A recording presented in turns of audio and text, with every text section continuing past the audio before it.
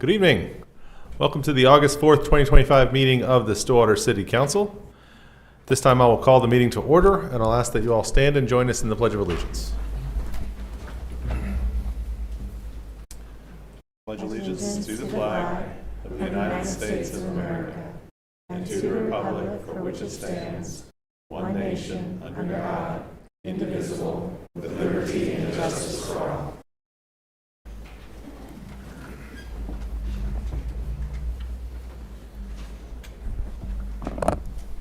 All right, first up we have consent docket. I think we have a staff comment on this. Yes, I just wanted to note that there's been one minor change made to the July 21st City Council meeting minutes. After the original packet was published, the clerk did identify one change that was needed. The motion for the public hearing item has been updated.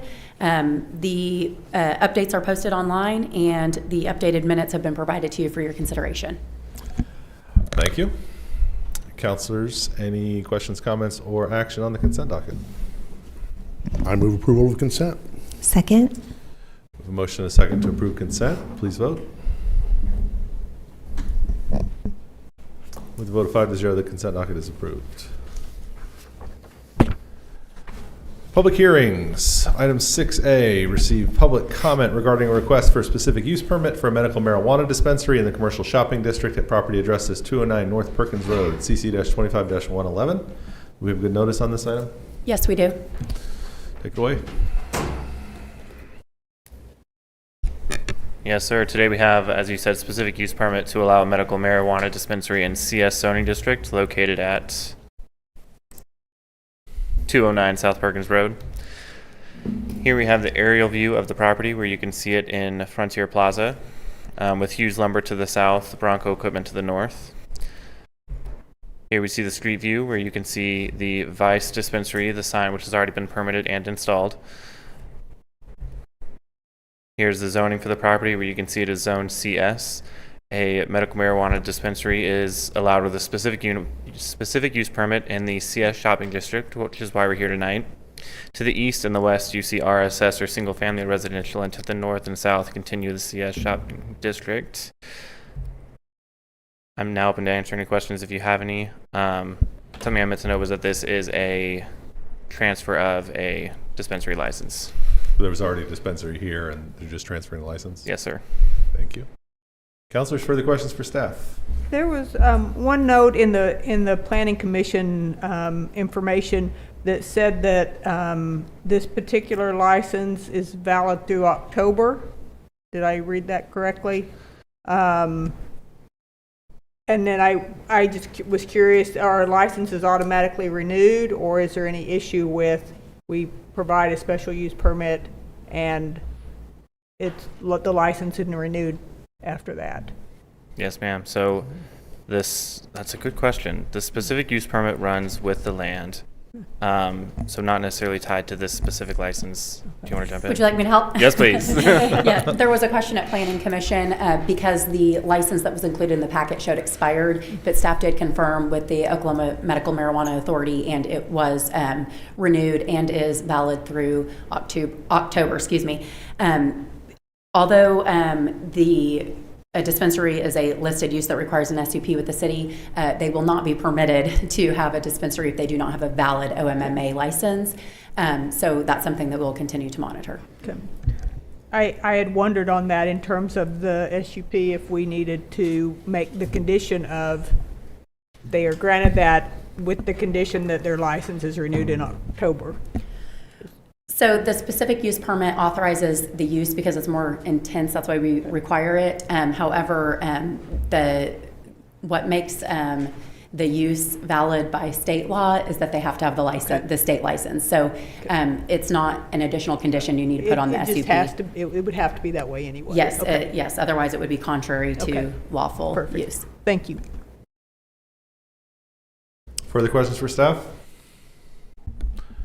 Thank you, Henry. This time I will open the public hearing. I don't have anyone signed up to speak on this item, so I will close the public hearing.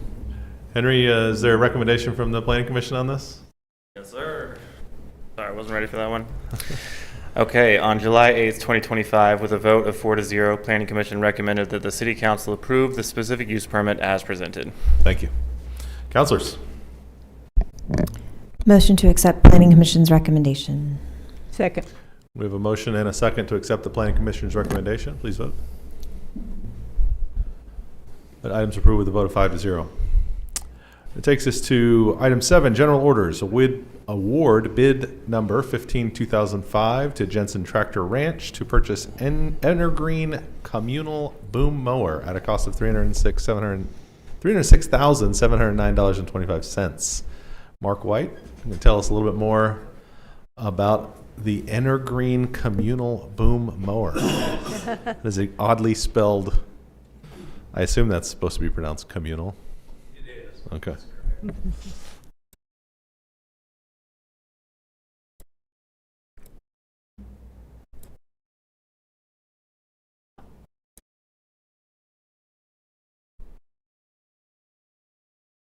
So Mark White, Public Works Director.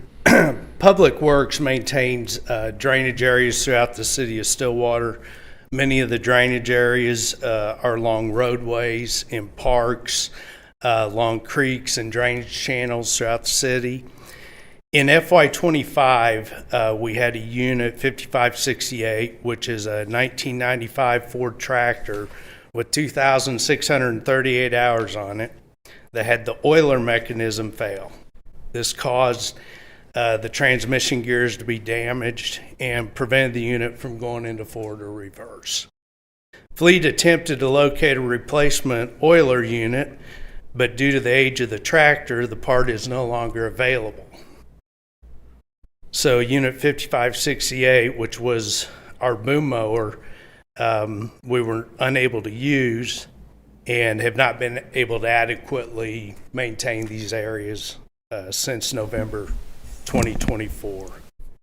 So bids were requested and received for boom mower system.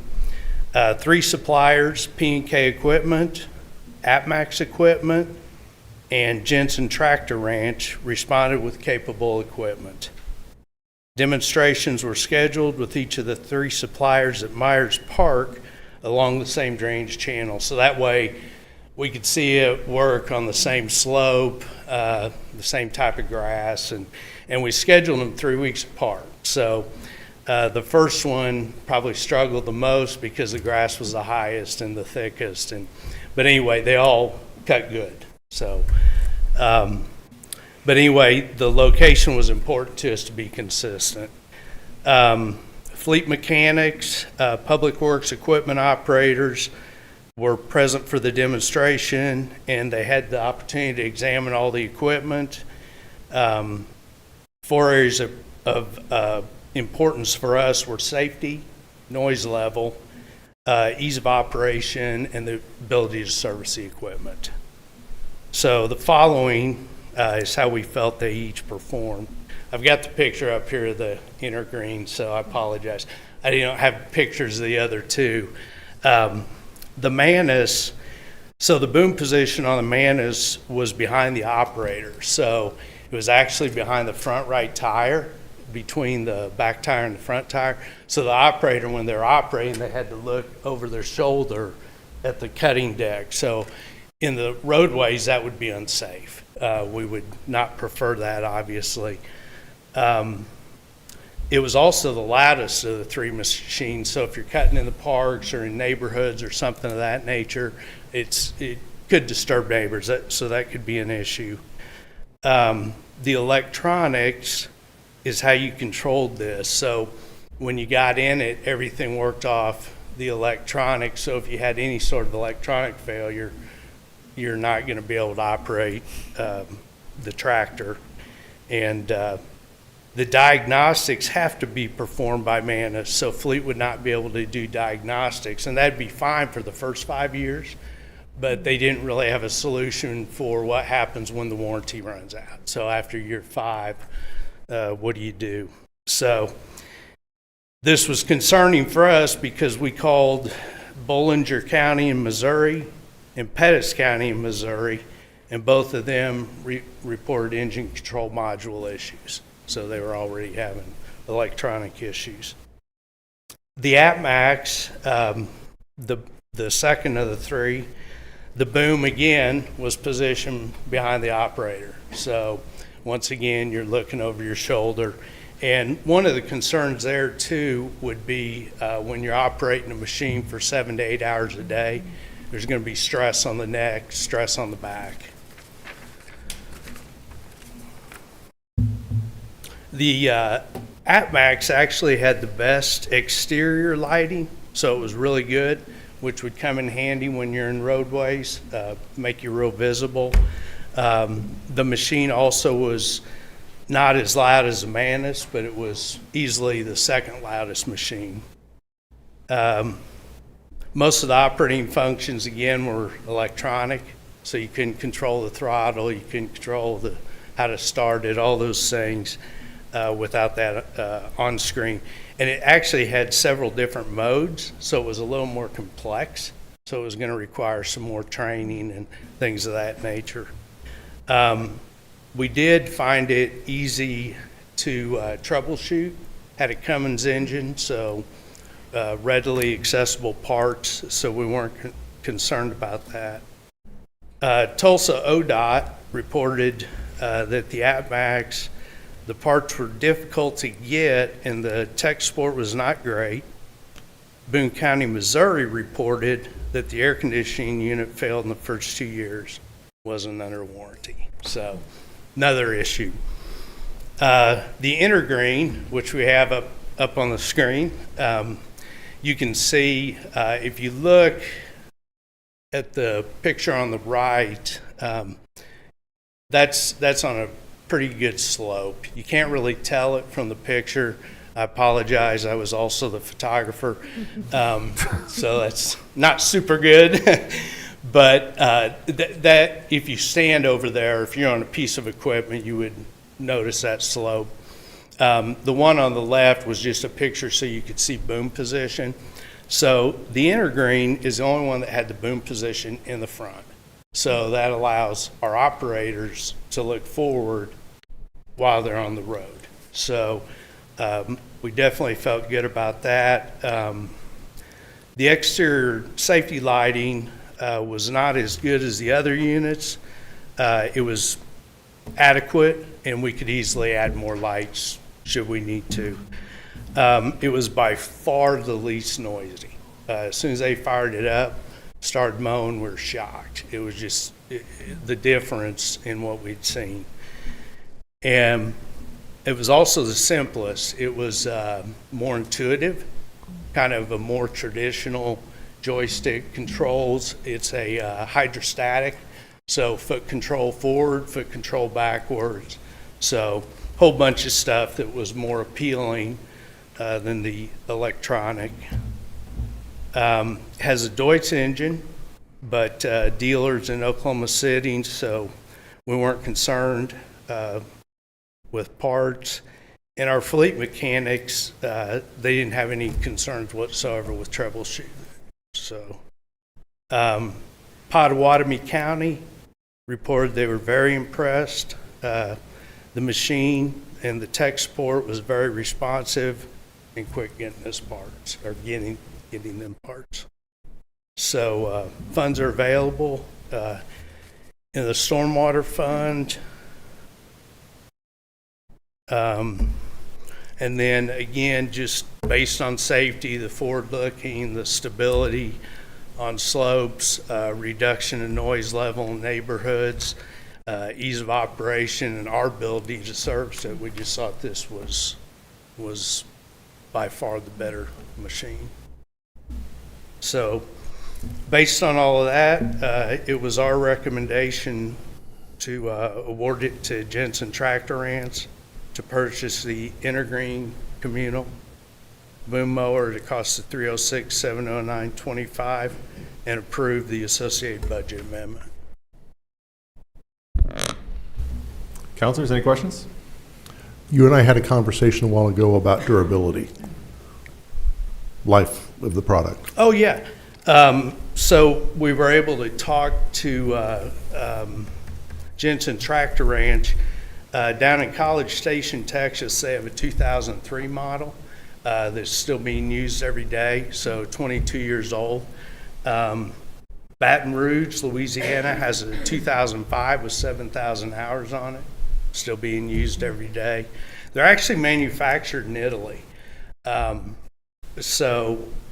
Italy has one that's one of the early models from 2000, still functional, and I thought he told me 20,000 hours, which is a lot of hours. So Those are metric hours. And just on a side note, delivery, they could get this to us in 2 to 4 weeks. Yeah, this piece of equipment is something that we have needed. I know that we've all gotten emails about, some maintenance areas around Boomer Lake and different creek areas near parks. So this has been a tool that Mark has requested, and we were excited just to show it to council to see that we're going to be able to provide this now for our community. And I know when we look at bids for things, the city more often than not will always pick the lowest bid. But I Yeah. appreciate, given that this is going to be a 20 to 25 year, in all likelihood, investment, that you're looking at things like the ergonomics and how it affects the person driving it, the safety of it, the noise level, what your fleet mechanics can do in terms of working on it. And so I don't have concerns over the fact that it was not necessarily the lowest bid. Okay, thank you. Yeah, it was interesting. I tasked those guys, the fleet guys and my operators, and I said, hey, we're going to have to explain why we're recommending the most expensive piece of equipment. And so I think they were able to come up with some pretty good reasons. Further questions? You made the recommendation for us, so, counselors? Motion to accept staff recommendations. Second. We have a motion and a second to accept the staff's recommendation. Please vote. Items approved with a vote of 5-0. Thanks, Mark. Thanks. Item 8, resolutions. Resolution number CC-2025-20 with companions at SUA 2025-4 and SEDA 2025-3, a resolution authorizing signatories for depositories. Yes, you will see this resolution on all three meeting agendas this evening. From time to time, the city approves a resolution authorizing individuals to sign on the city's financial accounts. The only changes being made at this time is due to personnel changes. The police department individuals have been updated.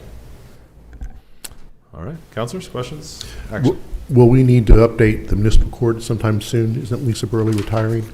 Or is she the one stepping in? There may need to be future changes for Okay. municipal court All right. once those changes are implemented. All right, thank you.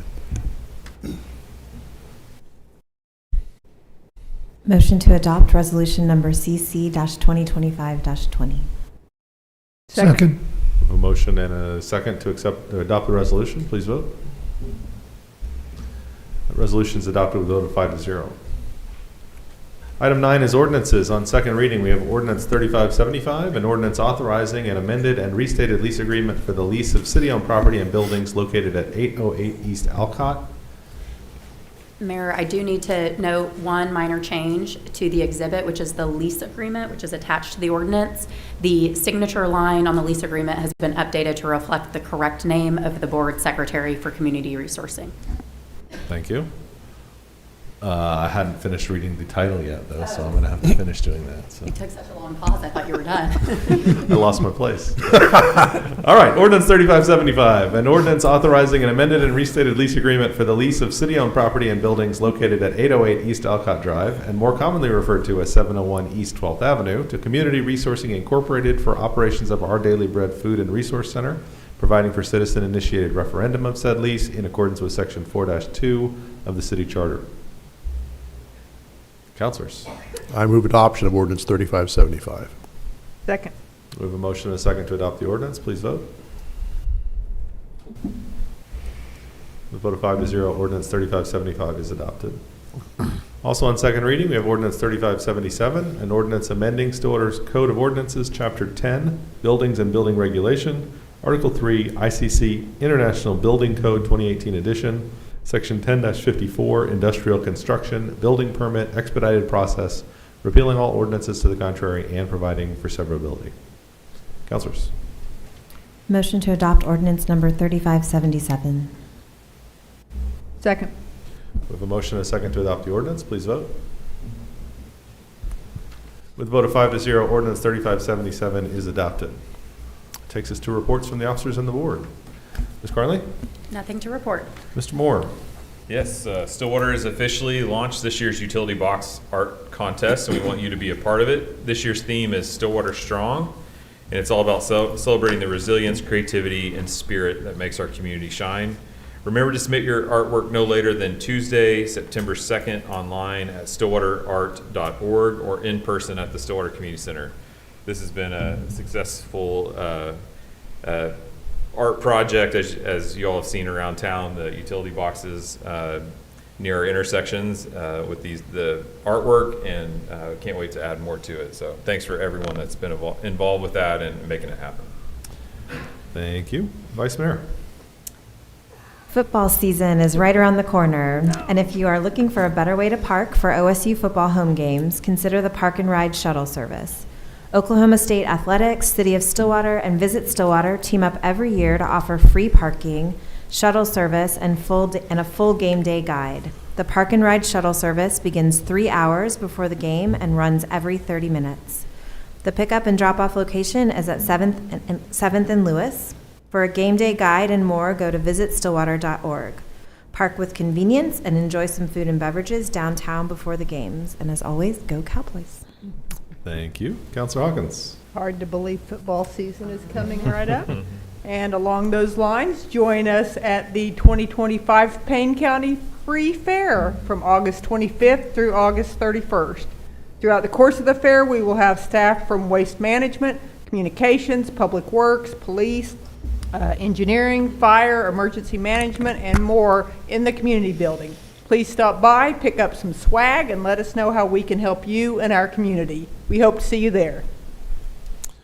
The fair, it's all fair time, too. It's crazy. Fair, football, school, all sorts of things. Councilor Clark? All right, I have several quick hits here. Number one, the Stillwater Regional Airport new terminal is about 30% complete, more than 30% complete, and is on track for completion of fall of 2026. The phase 2 of that project is the access road roundabout related to utilities, which should be completed early in 2026. Block 34 and Fire Station number 2 are both open and are having great events already. Great events on the block. Market 34, the inaugural block, Market 34 was on Saturday. Saw the mayor there, met his parents, and my wife picked up a couple things. So if you want to know more about what's going on the block, go to stillwaterok.gov/block 34. The fire station crews are moving equipment into the station now and is preparing to provide service from that new location by the end of the month. Also, the hub is, which I've had a lot of questions about, is a family-friendly entertainment center is on schedule to open in fall of 2025, so it's coming up pretty quickly. And we appreciate the Tonquah Tribe and their partnership with our community in making that happen. Lots of exciting updates. Councilor Harden? So I had the opportunity to visit our water treatment plant up on Yost Road last month. I didn't have a specific motive, but I wanted to just satisfy my engineer's curiosity about what happened up there. Because I know water comes out of the lake and goes to my house. How did that happen? And so I got the big picture overview of that. And I was also curious about critical items. And one critical item we talk about all the time is the pipeline. If that fails, we have troubles. But I discovered that recently we've had another discussion about another critical item. That's electric supply to the pumps that provide the water from the Call Lake. And we have 2 utilities that provide that. One utility was shut down. One had a scheduled shutdown, which would have been a bad thing for us. And our electric utility was able to find a surplus part to get the other utility back up. So we have backup there now. And I noticed that I inquired about our capacity. In the last few years, we've had 13 million gallons a day for 2 events, both of which I figured were in the summer, but they were not. One was for Winter Storm Uri, because all the frozen pipes and all the dripping pipes We had 13 million gallons a day during that period, and then more recently during the fires of March. We had a 13 million gallon a day demand that day, which was certainly necessary. Anyway, I walked away with a new respect for what they do and appreciate their time. That's great. Thank you, Counselor. Appreciate that. You're welcome. Helpful information. I will remind everyone that it's back to school time in Stillwater. Meridian Technology Center starts classes August 12th. Stillwater Public Schools starts August 14th. Oklahoma State University and Northern Oklahoma College both start on August 18th. There will be an increase of people walking near campuses, bus stops, and in crosswalks. Please be mindful while driving. Always stop at crosswalks and let pedestrians pass. Obey school zone speed limits. Do not pass other vehicles in a school zone. Be an attentive driver. Put away your cell phone and be aware of what and who may be near the roadway. Additionally, vehicles must stop at least 20 feet before reaching a school bus that is stopped with its red lights flashing. Together, we can ensure students and other pedestrians arrive at their destinations safely. I had to chuckle about that because pedestrians put away your phones also. Yeah, good point. Don't just step out in the middle of the street without looking. All right, anything further on the City Council agenda? Is there a motion to adjourn? Motion to adjourn? Second. A motion and a second to adjourn the City Council. Please vote. With a vote of 5-0, the Stillwater City Council is now adjourned. At this time, I will call to order the Stillwater Economic Development Authority meeting for August 4th, 2025. Trustees, we have minutes on the consent docket. Move approval of consent. Second? Motion and a second to approve consent. Please vote.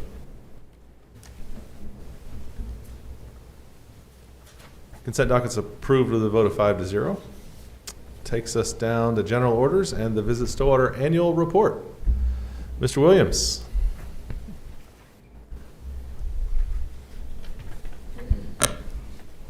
Thank you, Mayor and Vice Mayor, councilors. The executive director was trying to find somebody less qualified, but here I am. I appreciate the opportunity to present the Visit Stillwater annual report. I think everybody received a comprehensive copy of the overall document. Just know that is partly for you and that is partly for our accrediting agency. Visit Stillwater is accredited through the Destinations International, as are a lot of the DMOs in Oklahoma. And so the level of detail in there is as much for you as it is for them. We want everybody to see what it is that we're doing. To that end, we manage a pretty comprehensive marketing and communications plan that includes dozens of publications, a website, tons and tons of microsites. RED is constantly either on television, radio, or out in the public spaces, pushing what we believe to be the greatest community in all of Oklahoma and most of the Midwest. I can go through this line by line, but I don't think anybody necessarily wants me to do that. Some of the more interesting information I found was on page 35 and beyond, where you start getting into some of the analytics and metrics of how our success looks. And one of the things I think it's important to mention to you that is not necessarily included in this report, whenever you start talking about what a visitor is to Stillwater, one of the things that isn't mentioned that I think is important is that if your phone has been in Stillwater for more than 2 weeks, you're no longer considered a visitor. So all the metrics that you see in here do not include our student base. And so it's kind of important to realize that we are not just marketing to students and using those metrics to bump up our numbers. When we say that we've got 42% of visitors in Stillwater, and that's a real number, and a 40% visitor spend, those are real numbers that do not include Oklahoma State University, except for the visitors it draws in. One of the things that I think has been a huge success is the calendar of events. As our media outlets grow more and more diverse, I find it harder and harder to find local summarized data, and I think Visit Stillwater does a really good job of that, and the community calendar is an integral part of my life, and I think a lot of business owners in Stillwater to kind of help you see what's going on, and if you've got staffing, how to staff up or staff down, and what to do with your family. Some of the things that we're really excited about as we go forward, Block 34, we would love to pair up with them and help market that. It's I mean, everybody was there this weekend, and I saw all of you there at one point or another. It's going to be a fantastic venue. We look forward to helping push that in any capacity that the City of Stillwater or the Board of Trustees over there needs us to do. We spent $120,000 last year in grants. A lot of those grants are to help host events in the City of Stillwater. That was something that was new to me whenever I got on the board, and I think the return on investment is remarkable. We have a complete application that we have anybody that wants a grant. They have to fill out. It has hotel room nights, guests, everything like that, and it truly is not even really remotely a match situation. A lot of times it's just a catalyst for economic development, and so I'm a huge fan of that. I don't have an actual metric in front of me for that 120,000, but I know it's at least a 5 to 1 that we're bringing in. I feel a little bit like we are still the City of Stillwater's Leatherman tool, in that we can do a little bit of everything. Is it a campaign? We can help with that. Do you need the airport marketed?